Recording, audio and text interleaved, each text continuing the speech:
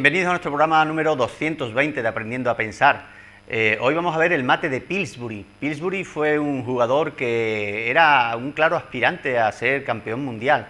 Estamos hablando del año 1899 en Londres. Sin embargo, la tuberculosis se puso en su camino y no le permitió seguir su carrera ajedrecística y murió en tan solo unos años después de haberse jugado esta partida. Sin embargo, a pesar de esa corta carrera, él nos consiguió dejar un legado de excelentes creaciones maravillosas y de hecho uno de esos mates recibe su nombre. Es el mate de Pillsbury y la primera vez que se empleó o lo empleó él fue en Londres 1899 jugando contra Lee Francis. Espero que os guste.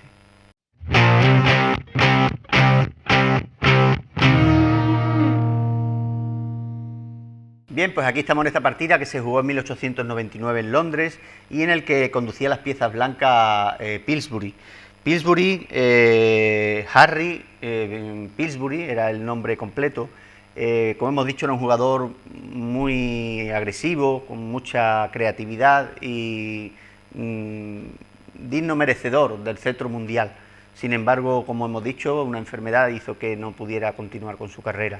Nos dejó esta excelente partida que fue tan vistosa que llegó a recibir y a conocerse por ese nombre, su apellido mejor dicho, Pillsbury.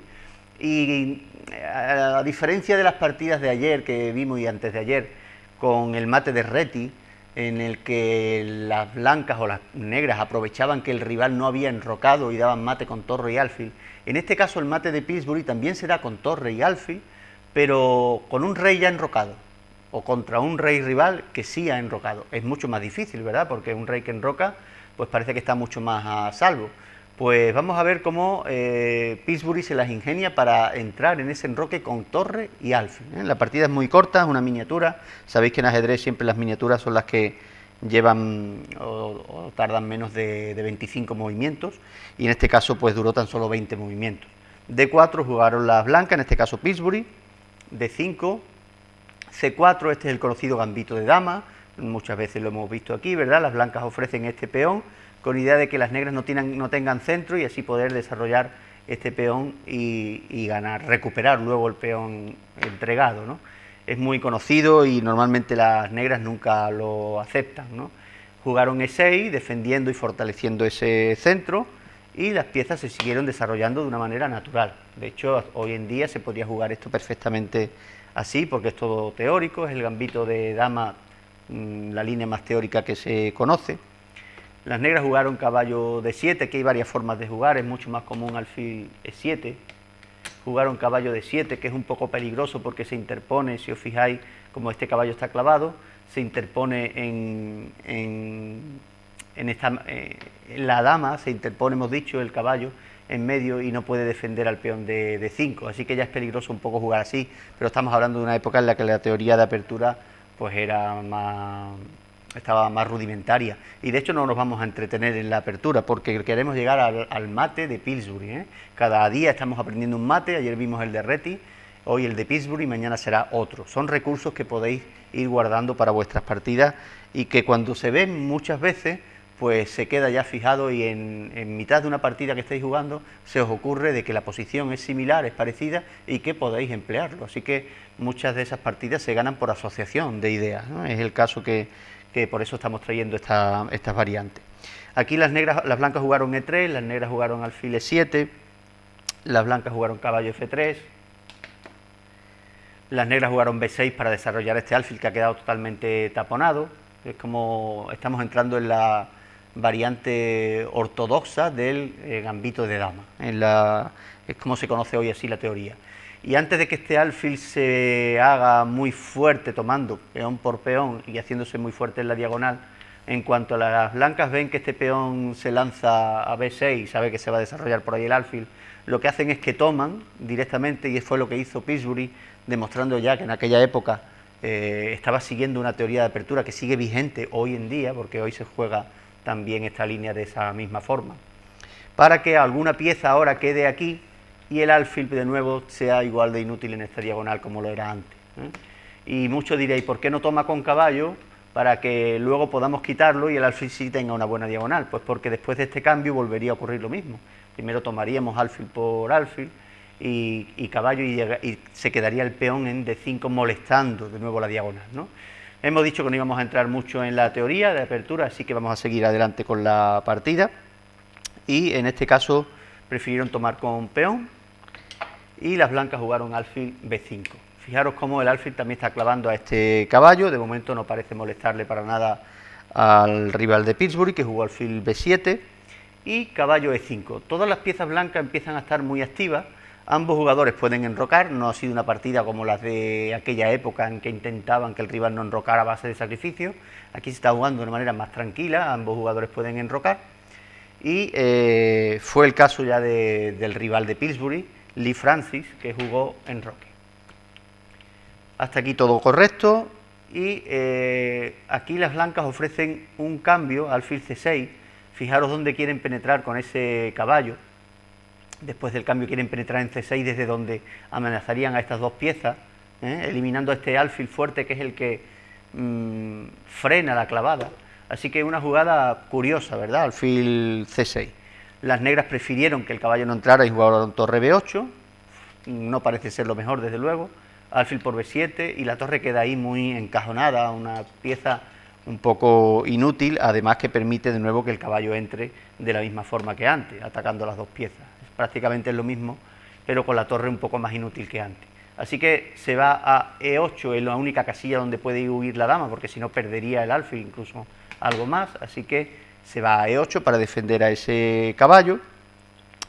Y las blancas tomaron a ese alfil y dama por. Y si os fijáis, de nuevo continúa esta clavada que se hizo ya en la jugada 4, si mal no recuerdo.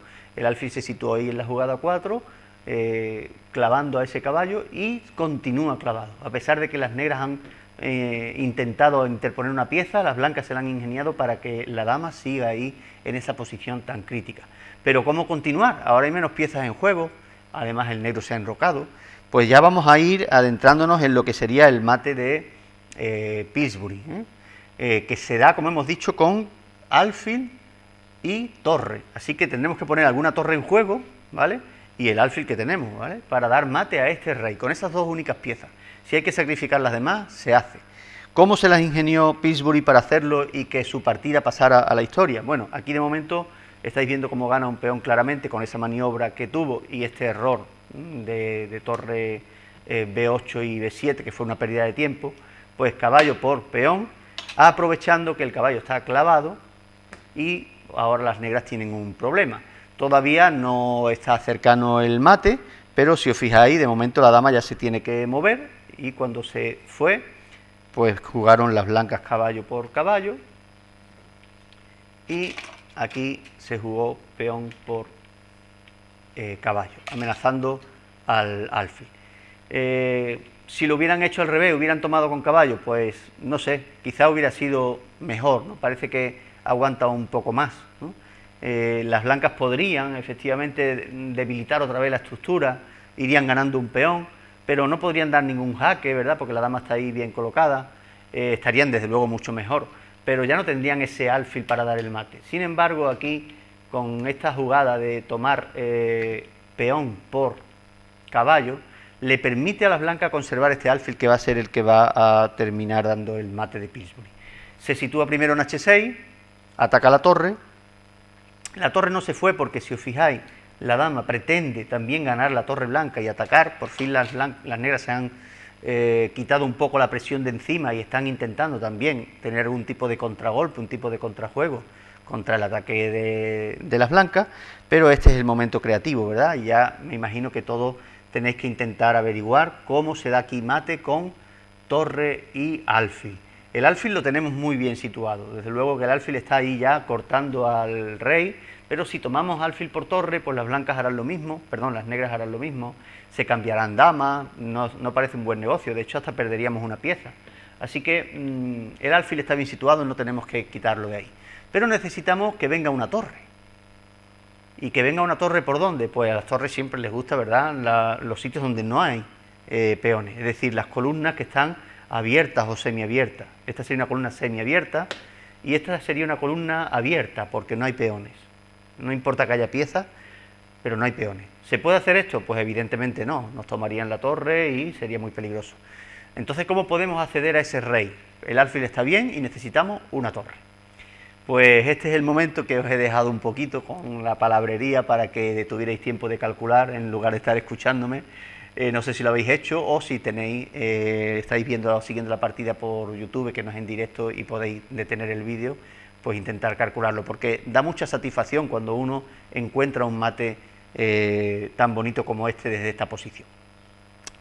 Bien, pues la jugada clave para ganar aquí es dama F3, una jugada maravillosa de Henry Pillsbury, porque entrega la dama por tal y de abrir la columna para la torre, de que la torre se pueda situar ahí. Además, con rayos X, atravesando a la torre negra, están defendiendo.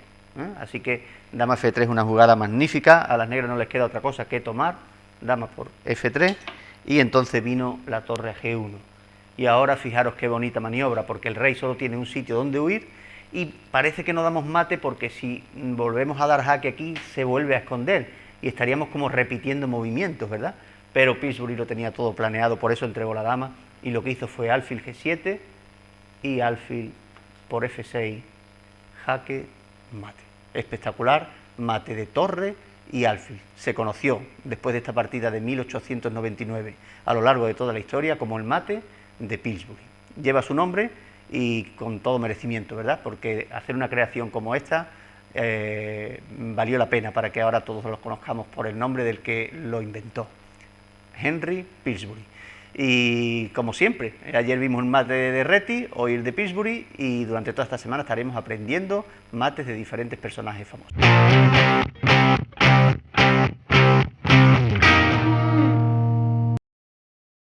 Bien, pues ahí está en el tablero, si os fijáis, todavía la posición, ¿verdad?, del mate de Pillsbury con torre y alfil. Podréis decir, es muy parecido al de Reti de ayer, el mate de Reti, que también lo daba torre y alfil, pero la diferencia abismal está en que el mate de Reti se da sin que el negro haya enrocado, con el rey en el centro. Pero es mucho más difícil el de Pillsbury porque, si os fijáis, ya las negras han enrocado, tienen el rey en su refugio natural, y aún así las blancas se la ingenian para abrir esa columna, en este caso la columna G, y entrar con el alfil con esa bonita maniobra, ese triángulo que ha hecho el alfil por H6, G7 y F6, para arrinconar por completo al rey, tal como lo veis en la posición final. Pues bien, os espero mañana aquí para que podáis seguir aprendiendo otro mate. Hemos visto el de Reti, el de Pillsbury, y veremos uno más para que lo tengáis ahí como recurso para vuestras propias partidas y los podáis emplear. Os espero aquí mañana a la misma hora en Aprendiendo a Pensar.